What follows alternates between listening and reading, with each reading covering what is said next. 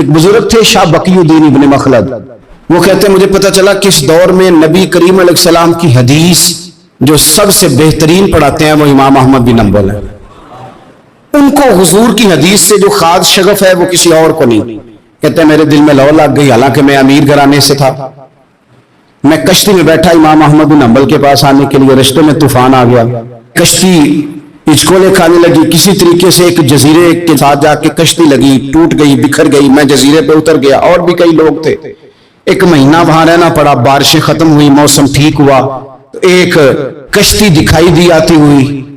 فرماتے ہیں کہ وہ اس کشتی میں بیٹھا، دوبارہ بغداد کیا. مجھے سفر طے کرتے 2.5 مہینے گزر گئے. وہ جزیرے پہ مہینہ پتے کھا کے بھی گزارا کرنا پڑا. نکلا تھا علم حاصل کرنے.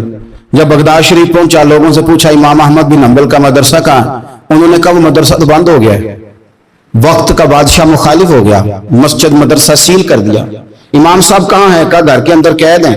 ان کے گھر کو سب جیل بنا دیا، چاروں جانب پولیس کھڑی، اور ویسے بھی بغداد میں کرفیو، ہر چوک چوراہے میں پولیس والے کھڑے. شاہ بقی الدین کہتے اتنا کچھ سننے کے باوجود بھی میرا جذبہ ٹھنڈا نہیں ہوا. وہ مہینے میں سفر کی صحبتیں، وہ سنا تھا کہ آستانہ یار دور ہے، پر ہم نے بھی ٹھان لی تھی کہ جانا. وہ سنا تھا کہ آستانہ یار دور ہے، پر ہم نے یہ ٹھان لی تھی کہ جانا ضرور ہے. کہتے پہنچ گئے. اب پتہ چلا کہ کرفیو ہے، سڑکوں پہ پولیس کھڑی ہے، گلیوں میں چوکوں چوراہوں میں پہرے ہیں. امام صاحب تک تو جا کوئی نہیں سکتا. کہتے میں نے ایک شخص کی منت کی، میں نے کہا کسی طریقے گاڑی بتا. کہنے لگا میں اشارہ بھی نہیں کر سکتا، سخت حالات ہیں. وہ کوئی طریقہ. میں نے جب زیادہ تڑپ کے کہا تو وہ شخص کہنے لگا میں ان کے گھر کے قریب تجھے لے جاؤں گا اور گزرتے وقت صرف آنکھ کا اشارہ کروں گا. کہتے میں نے کہا یہ بھی ٹھیک ہے. ان کے گھر کے تیری تلاش میں پھرے نا ہم جنگل پہاڑ اور دشت میں. ان کے دروازے کے قریب اس نے اشارہ کیا. شاہ بقی الدین کہتے ہیں کہ میں گھر دے کے آ گیا واپس. اب میں سوچنے لگا کہ کیسے امام صاحب تک پہنچنا ہے. بڑی تجویزیں سوچیں، بڑی تجویزیں. کام والا بن جاؤں، پھیری لگانے لگ جاؤں. پھر سوچا کہ اگر میں کچھ بیچوں گا ریڑھی پہ رکھ کے تو کوئی خریدنے نکلے گا، کوئی نہیں نکلے گا. کس طرح کروں، کیا کروں، بڑی سوچیں. بالآخر میں نے طے کیا. اللہ اکبر. میں نے نہ کپڑے پھاڑ لیے، امامہ اتار دیا. فرماتے ہیں کہ ایک پیالہ مٹی کا خرید کے گلے میں رسی سے باندھ لیا، اور امام احمد بن حنبل کی 3 گلیوں پیچھے میں نے دروازہ صدا لگانی شروع کی. فقیر ہوں، اللہ کے نام پہ لینے آیا ہوں. کہتے ہیں ایک ایک دینار مانگتے مانگتے مانگتے مانگتے آزم یار منون دکھاتا رسا کی پیز بٹائے. کہتے ہیں مانگتے مانگتے نا میں امام احمد بن حنبل کے دروازے تک آیا. امیر گھر کا بچہ تھا، بڑے پیسے جیب میں ہوتے تھے. امام کے دروازے پہ صدا لگائی کوئی ہے اللہ کے نام پہ دینے والا؟ کہتے ہیں نور بھرا دروازہ کھلا. ایک گورے مکھڑے والا، سفید داڑھی والا، سونے امامے والا، چمکدار آنکھیں، نورانی شباہت. کہتے امام احمد بن حنبل باہر آئے اور جیسے ایک دینار میرے پیالے میں ڈالنے لگے تو میں نے ہاتھ چوم کے کہا سونیا تیرے قربان جاؤں، میں دینار لینے نہیں آیا، محمد عربی کی حدیثیں سننے آیا ہوں. کہتے امام کی بھی آنکھیں کھل گئی. کہنے لگے اس حال میں آزم یار مناؤن دی خاطر کی پیس بٹائے. کہ حضور کیا کرتا، یہی ایک طریقہ رہ گیا تھا، میں تو کہاں سے چلا ہوں، کہاں پہنچا ہوں، کیا کروں. امام صاحب فرمانے لگے پھر میں بھی بڑے دنوں سے پریشان تھا، کوئی سیکھنے والا نہیں مل رہا تھا، تو مل گیا. کہنے لگا حضور میں روز آ جاؤں فقیر بن کے، آپ جتنا چاہیں 2 4 5 منٹ میں مجھے حدیثیں سنا دیں، میں اگلے دن یاد کر آیا کروں. کہتے 2 سال لگ گئے. شاگرد کہاں ملیں گے ایسے، کہاں مرید ملیں گے، گزر گیا دور. کہتے ہیں کہ میں نا ہر روز فقیر بن کے جاتا، 3 گلیوں پیچھے مانگنا شروع کرتا، کچھ حق نہ کرے. 2 سال دروازے پہ جاتا، آگے پیالہ کرتا، امام ایک دینار ڈالتے اور مصطفیٰ کی حدیثیں سناتے. کہتے ہیں حالات بدل گئے. 2 سال کے بعد حکومت بدل گئی، امام کا مدرسہ بحال ہو گیا، رش ہو گیا. بادشاہ بڑا عقیدت مند تھا، جو نیا آیا اس نے بڑا کر کے ادارہ بنا کے دیا. جس دن میں گیا تو رش لگا ہوا تھا. کہتے ہیں حالات بدلے تو ہم نے بھی کپڑے بدلے، ہم نے بھی دوبارہ سے دستار باندھی. اور کہتے ہیں بڑے لوگ بیٹھے ہوئے تھے، میں جب داخل ہوا نا تو امام اٹھ کے کھڑے ہوئے. آپ فرمانے لگے پتر ادھر آ، تو آگے آ کے بیٹھ، لوگ دین سیکھنے آتے ہیں، تو فقیر بن کے مانگنے آیا تھا. اور میں بھی باقیوں کو پڑھایا کرتا تھا, تجھے میں دیا کرتا تھا, اور اب باقی پڑھا کریں گے, تجھے دیا جائے گا, اور آج تجھے سینے سے نکال کے دیا کروں گا. زمانے بدل گئے, حالات بدل گئے, وہ شخص چلا گیا, کون حکمران تھا کون نہیں تھا, لیکن استاد شاگرد کے ادب کی داستان قیامت تک باقی رہے گی. یہ قیامت جب طبیعتوں میں احترام ہوتا ہے, جب ادب ہوتا ہے. آپ کو پتہ ہے نبی پاک صلی اللہ علیہ وسلم کو یہ ادب کتنا پیارا ہے. نبی پاک علیہ السلام اس احترام کے جذبے کو کتنا پسند کرتے ہیں. اللہ کے پیارے رسول صلی اللہ تعالی علیہ وسلم اس جذبہ احترام سے کتنے راضی ہوتے ہیں. حضور کس قدر زیادہ چاہتے ہیں کہ میری امت ادب والی بنے. نبی پاک علیہ السلام ادب والے لوگوں کے بارے میں اتنے راضی ہیں, اتنے راضی ہیں, اتنے خوش ہیں. حضور اتنا نوازتے ہیں. میں نے یہ حدیث پڑھی تو یوں لگا کہ جیسے روح وجد کرنے لگی ہے. بہقی میں امام بہقی نے لکھی ہے, اللہ کے پیارے رسول علیہ السلام فرماتے ہیں جو چھوٹے پر شفقت کرے اور بڑے کا احترام کرے, اللہ اسے جنت میں میری سنگت عطا فرمائے گا. یہ میرے قرب کا ذریعہ ہے, یہ چیز میرا قرب ملے گا. شرط یہ ہے کہ ادب والے بن کے آؤ, احترام والے بن کے آؤ. کبھی بھی سوء ادب نہ کریں, کبھی کسی مقام پر بے ادبی نہ کریں. آپ اپنا ذائقہ کبھی تبدیل نہ کریں. امام احمد بن حنبل کے دیکھا وضو کر رہے تھے, ایک شخص کہتا ہے میں نے ساری زندگی گناہوں میں گزار دی تھی. تو امام صاحب نا وضو کر رہے تھے جھیل پر بیٹھ کے. تو جھیل اس طرح ہوتی ہے, پہاڑ ہیں, اوپر کو پانی نیچے آ رہا ہے. تو کہتے امام صاحب نیچے بیٹھ کے وضو کر رہے تھے, تو میں اوپر بیٹھ کے نا وضو کر رہا تھا یا پانی پی رہا تھا. تو میں نے دیکھا کہ اتنے بڑے امام نیچے. کہتے میں نا میرے دل میں خیال ہے یار میں ساری زندگی غلط کاموں میں گزاری ہے, پر جو بھی ہے یہ رسول اللہ کے دین کے عالم ہے. کہتے وہ حضور کے دین کی عزت کرنے کے لیے میں اوپر سے اٹھا آ کے نا, تو میں تھوڑا پیچھے جا کے نیچے بیٹھ گیا. جو میری حاجت تھی, پانی پینا تھا یا منہ دھونا تھا, میں وہ کرنے لگا. کہتے امام صاحب نے بھی نظر میری طرف دیکھی, پتہ نہیں انہوں نے کیا دعا دی کہ رب نے مجھے توبہ کی توفیق عطا فرما. میں اللہ کے فضل سے اللہ نے میرا دل موڑ دیا اور میں رب کریم کی بارگاہ کی جانب میری توجہ ہو گئی. خدا نے مجھے اس ادب کی برکت سے اپنی بارگاہ کی طرف اللہ تبارک و تعالیٰ نے مجھے موڑ لیا. بے ادبی تو بندے کو کفر تک لے جاتی ہے, بے ادبی تو کفر تک لے جاتی ہے. اگر بندہ بے ادب ہوتا ہوتا اللہ رسول کی بے ادبی تک پہنچ جائے تو دور نکل گیا. لیکن یہاں باقاعدہ بے ادبی کو پروموٹ کیا جا رہا ہے. کبھی بھی بے ادب نہ بنے, ادب والے رہیں, ادب والے بن کے جئیں, ادب والے بن کے دنیا سے جائیں. وہ درویش نے کہا تھا کہ بے ادباں مقصود نہ حاصل, نہ درگاہ ٹوئی, بانج ادب دے محمد بخشا, توڑ نہیں چڑھیا کوئی, آخر دعویٰ یا ان الحمدللہ رب العالمین. عزیز دوستو, کچھ چیزیں ایسی ہوتی ہیں جن کی معاشرے کے اندر ضرورت ہمیشہ موجود رہتی ہے. اگر وہ چیزیں معاشرے سے نکال دی جائیں تو معاشرہ قائم تو رہتا ہے لیکن پھیکا سا ہو جاتا ہے. یوں محسوس ہوتا ہے کہ جس طرح کچھ چیزیں زمین کا, معاشرے کا نمک ہے. اگر وہ موجود نہیں ہوں گی تو سارے مسالہ جات اور ساری تیاری کے باوجود سوسائٹی میں چیزیں بد مزہ ہو جائیں گی. انہی چیزوں میں سے ایک چیز ادب ہے. ادب اگر معاشرے سے نکال دیا جائے تو چیزیں پھیکی ہو جائیں گی, اپنا اصل حسن چیزوں کا گدلا ہو جائے گا. بادب لوگ جو ہوتے ہیں وہ دوسروں کو عزت دے دیتے ہیں اور اپنے اخلاق کو بلند کر لیتے ہیں. جب آپ کسی کا احترام کر رہے ہوتے ہیں تو آپ اسی کو نہیں کچھ دے رہے ہوتے, آپ اپنی عظمت کا بھی اظہار کر رہے ہوتے ہیں. کسی کو عزت دیتے وقت آپ کے اخلاق کا بھی پتہ چل رہا ہوتا ہے. اخلاقی قدریں مضبوط ہوتی ہے احترام کرنے سے. مذہب اسلام اتنا سونا ہے, اتنا پیارا ہے, یہ دین اتنا ٹھنڈا اور اتنا میٹھا ہے کہ دھرتی کے سارے حسن سمیٹ کر اگر ایک لفظ بنایا جائے تو وہ دین اسلام بنتا ہے. یہ دین اتنی خوبصورتیاں بانٹتا ہے. اگر دین اسلام کی مختلف تشریحات کرتے کرتے یہ کہہ دیا جائے نا کہ یہ دین ادب والا دین ہے, احترام والا دین ہے, توقیر والا دین ہے, ہر شخص کو مناسب عزت, یعنی نبی پاک علیہ السلام نے استاد کی عزت بیان کی، باپ کی عزت بیان کی، بوڑھے کی عزت بیان کی، امام کی عزت بیان کی، عالم کی عزت بیان کی. کچھ بھی نہیں تھا، بالکل ان پڑھ تھا، سادہ تھا، پر مزدوری کر رہا تھا، حلال کما رہا تھا، ہاتھوں پہ چھالے تھے. قربان جائیں، میرے محبوب نے فرمایا یہ جو حلال کما رہا ہے نا، یہ بھی اللہ کا دوست ہے.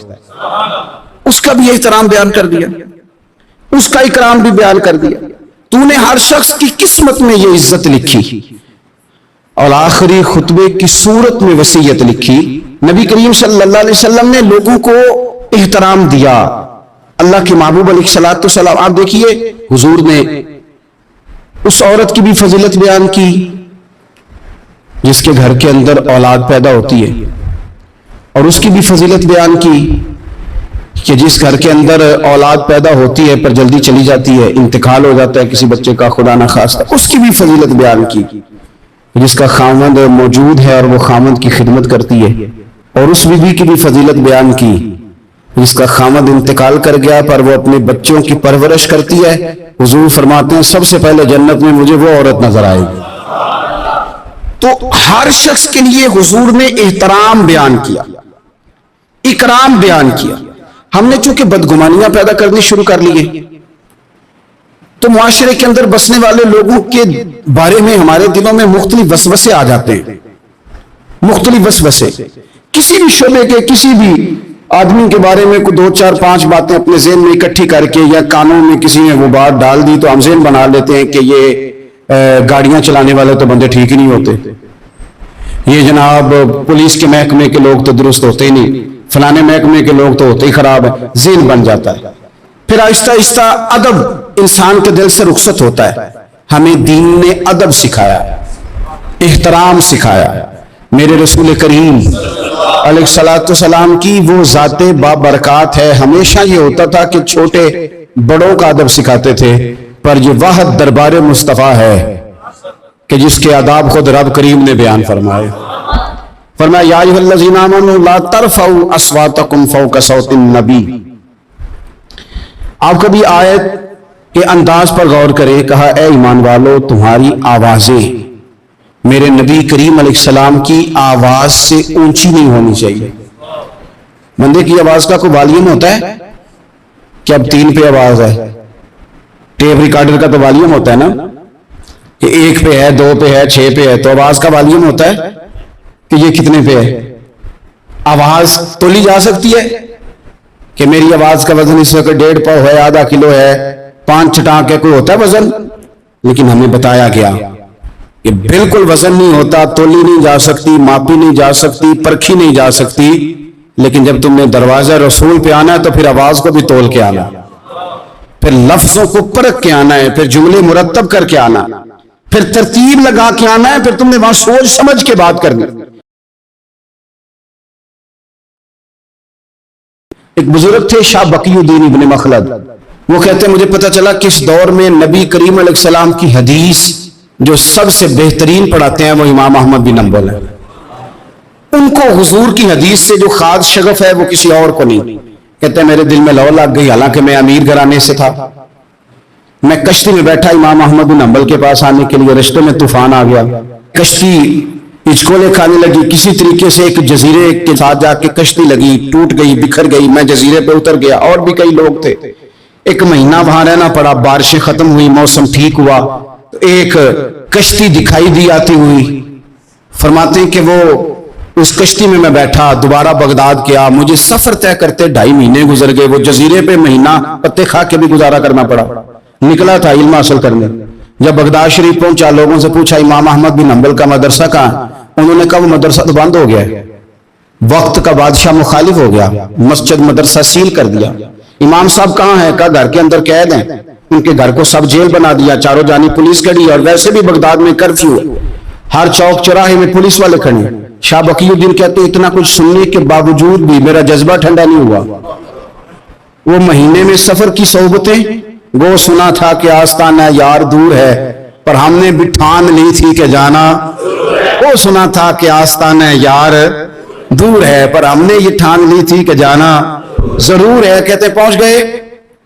اب پتا چلا کہ کرفیو ہے، سڑکوں پہ پولیس کھڑی ہے، گلیوں میں چوکوں چوراہوں میں پہرے ہیں. امام صاحب تک تو جا کوئی نہیں سکتا. کہتے میں نے ایک شخص کی منت کی, میں نے کہا کسی طریقے گاڑی بتا. کہنے لگا میں اشارہ بھی نہیں کر سکتا, سخت حالات ہیں. وہ کوئی طریقہ. میں نے جب زیادہ تڑپ کے کہا تو وہ شخص کہنے لگا میں ان کے گھر کے قریب تجھے لے جاؤں گا اور گزرتے وقت صرف آنکھ کا اشارہ کروں گا. کہتے میں نے کہا یہ بھی ٹھیک ہے. ان کے گھر کے تیری تلاش میں پھرے نا ہم جنگل پہاڑ اور دشت میں. ان کے دروازے کے قریب اس نے اشارہ کیا. شاہ بقی الدین کہتے ہیں کہ میں گھر دے کے آ گیا واپس. اب میں سوچنے لگا کہ کیسے امام صاحب تک پہنچنا ہے. بڑی تجویزیں سوچیں, بڑی تجویزیں, کام والا بن جاؤں, پھیری لگانے لگ جاؤں. پھر سوچا کہ اگر میں کچھ بیچوں گا ریڑھی پہ رکھ کے تو کوئی خریدنے نکلے گا, کوئی نہیں نکلے گا. کس طرح کروں, کیا کروں, بڑی سوچیں. بالآخر میں نے طے کیا, اللہ اکبر, میں نے نہ کپڑے پھاڑ لیے, امامہ اتار دیا. فرماتے ہیں کہ ایک پیالہ مٹی کا خرید کے گلے میں رسی سے باندھ لیا اور امام احمد بن حنبل کی 3 گلیوں پیچھے میں نے دروازہ صدا لگانی شروع کی, فقیر ہوں, اللہ کے نام پہ لینے آیا ہوں. کہتے ہیں ایک ایک دینار مانگتے مانگتے مانگتے مانگتے آزم یار منون دکھاتا رسا کی پیز بٹائے. کہتے ہیں مانگتے مانگتے نا میں امام احمد بن حنبل کے دروازے تک آیا. امیر گھر کا بچہ تھا, بڑے پیسے جیب میں ہوتے تھے. امام کے دروازے پہ صدا لگائی, کوئی ہے اللہ کے نام پہ دینے والا؟ کہتے ہیں نور بھرا دروازہ کھلا. ایک گورے مکھڑے والا, سفید داڑھی والا, سونے امامے والا, چمکدار آنکھیں, نورانی شباہت. کہتے امام احمد بن حنبل باہر آئے اور جیسے ایک دینار میرے پیالے میں ڈالنے لگے تو میں نے ہاتھ چوم کے کہا سونیا تیرے قربان جاؤں, میں دینار لینے نہیں آیا, محمد عربی کی حدیثیں سننے آیا ہوں. کہتے امام کی بھی آنکھیں کھل گئی, کہنے لگے اس حال میں آزم یار مناؤن کی خاطر سانکی کی پیس بٹائے. کہ حضور کیا کرتا, یہی ایک طریقہ رہ گیا تھا, میں تو کہاں سے چلا ہوں, کہاں پہنچا ہوں, کیا کروں. امام صاحب فرمانے لگے پھر میں بھی بڑے دنوں سے پریشان تھا, کوئی سیکھنے والا نہیں مل رہا تھا, تم مل گیا. کہنے لگا حضور میں روز آ جاؤں فقیر بن کے, آپ جتنا چاہیں 2 4 5 منٹ میں مجھے حدیثیں سنا دیں, میں اگلے دن یاد کر آیا کروں. کہتے 2 سال لگ گئے. شاگرد کہاں ملیں گے ایسے, کہاں مرید ملیں گے, گزر گیا دور. کہتے ہیں کہ میں نا ہر روز فقیر بن کے جاتا, 3 گلیوں پیچھے مانگنا شروع کرتا, کوئی شک نہ کرے. 2 سال دروازے پہ جاتا, آگے پیالہ کرتا, امام ایک دینار ڈالتے اور مصطفیٰ کی حدیثیں سناتے. کہتے ہیں حالات بدل گئے. 2 سال کے بعد حکومت بدل گئی, امام کا مدرسہ بحال ہو گیا, رش ہو گیا. بادشاہ بڑا عقیدت مند تھا, جو نیا آیا اس نے بڑا کر کے ادارہ بنا کے دیا. جس دن میں گیا تو رش لگا ہوا تھا. کہتے ہیں حالات بدلے تو ہم نے بھی کپڑے بدلے, ہم نے بھی کپڑے بدلے, ہم نے بھی دوبارہ سے دستار باندھی. اور کہتے ہیں بڑے لوگ بیٹھے ہوئے تھے, میں جب داخل ہوا نا تو امام اٹھ کے کھڑے ہوئے. آپ فرمانے لگے پتر ادھر آ, تو آگے آ کے بیٹھ, لوگ دین سیکھنے آتے ہیں, تو فقیر بن کے مانگنے آیا تھا. اور میں بھی باقیوں کو پڑھایا کرتا تھا, تجھے میں دیا کرتا تھا, اور اب باقی پڑھا کریں گے, تجھے دیا جائے گا, اور آج تجھے سینے سے نکال کے دیا کروں گا. زمانے بدل گئے, حالات بدل گئے. وہ شخص چلا گیا, کون حکمران تھا کون نہیں تھا, لیکن استاد شاگرد کے ادب کی داستان قیامت تک باقی رہے گی. یہ قیامت, جب طبیعتوں میں احترام ہوتا ہے, جب ادب ہوتا ہے. آپ کو پتہ ہے نبی پاک صلی اللہ علیہ وسلم کو یہ ادب کتنا پیارا ہے. نبی پاک علیہ السلام اس احترام کے جذبے کو کتنا پسند کرتے ہیں.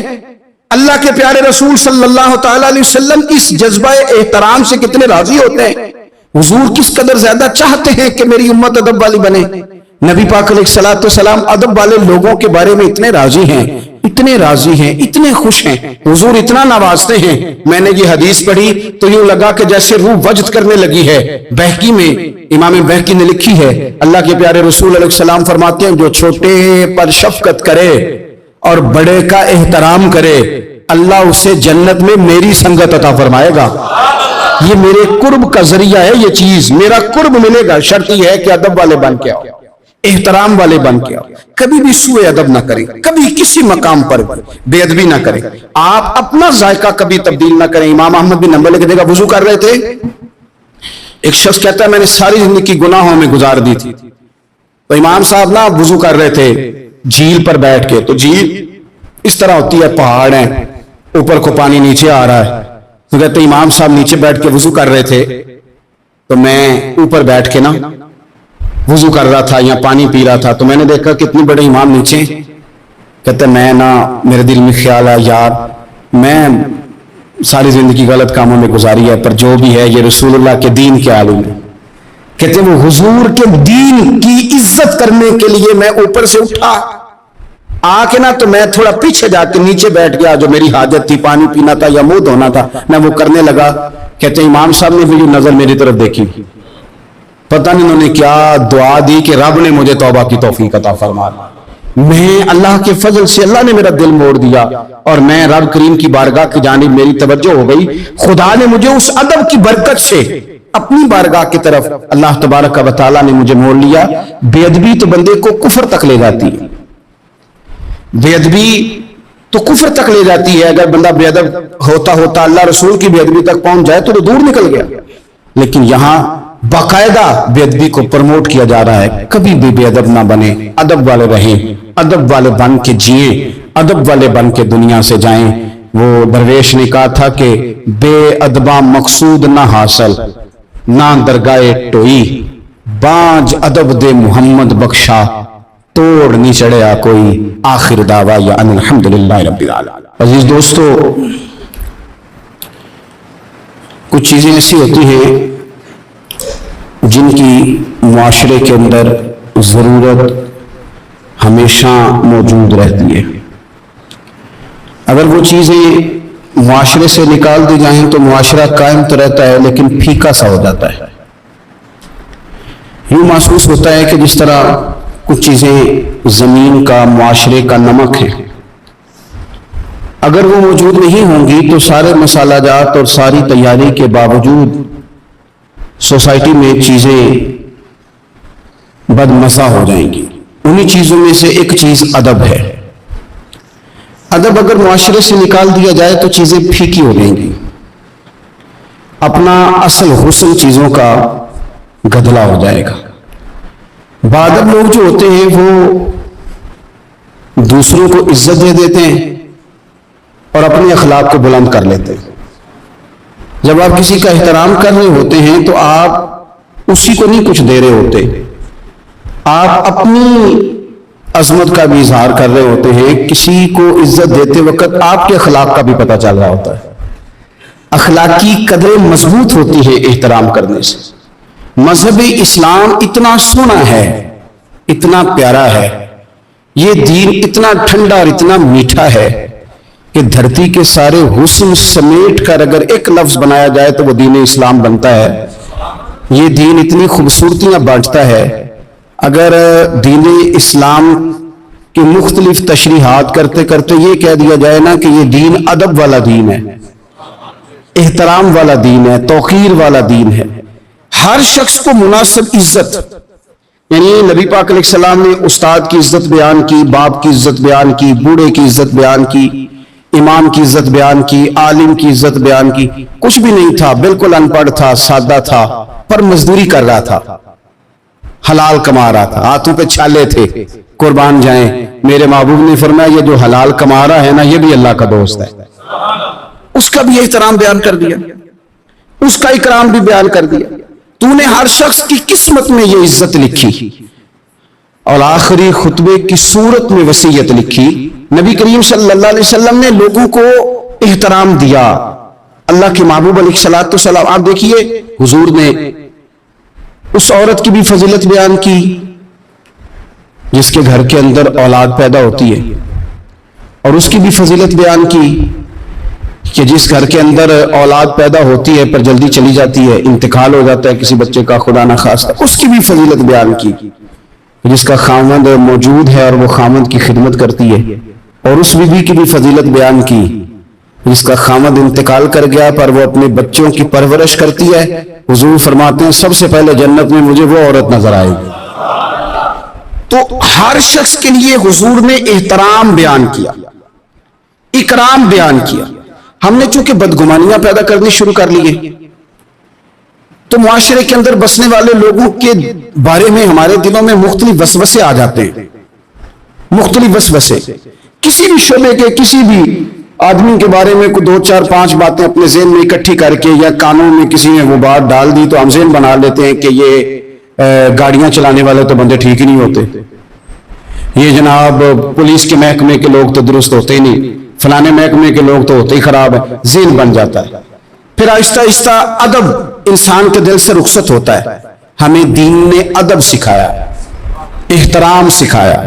میرے رسول کریم علیہ الصلوۃ والسلام کی وہ ذات بابرکات ہے، ہمیشہ یہ ہوتا تھا کہ چھوٹے بڑوں کا ادب سکھاتے تھے، پر یہ واحد دربار مصطفیٰ ہے کہ جس کے آداب خود رب کریم نے بیان فرمائے۔ فرمایا یا ایھا الذین آمنوا لا ترفعوا اصواتکم فوق صوت النبی۔ آپ کبھی آیت کے انداز پر غور کریں، کہا اے ایمان والو تمہاری آوازیں میرے نبی کریم علیہ السلام کی آواز سے اونچی نہیں ہونی چاہیے۔ بندے کی آواز کا کوئی والیوم ہوتا ہے کہ اب 3 پہ آواز ہے؟ ٹیپ ریکارڈر کا تو والیوم ہوتا ہے نا کہ 1 پہ ہے، 2 پہ ہے، 6 پہ ہے، تو آواز کا والیوم ہوتا ہے کہ یہ کتنے پہ ہے؟ آواز تولی جا سکتی ہے کہ میری آواز کا وزن اس وقت 1.5 پاؤ ہے، آدھا کلو ہے، 5 چٹانک ہے، کوئی ہوتا ہے وزن؟ لیکن ہمیں بتایا گیا کہ بالکل وزن نہیں ہوتا، تولی نہیں جا سکتی، ماپی نہیں جا سکتی، پرکھی نہیں جا سکتی، لیکن جب تم نے دروازہ رسول پہ آنا ہے تو پھر آواز کو بھی تول کے آنا، پھر لفظوں کو پرکھ کے آنا ہے، پھر جملے مرتب کر کے آنا، پھر ترتیب لگا کے آنا ہے، پھر تم نے وہاں سوچ سمجھ کے بات کرنی۔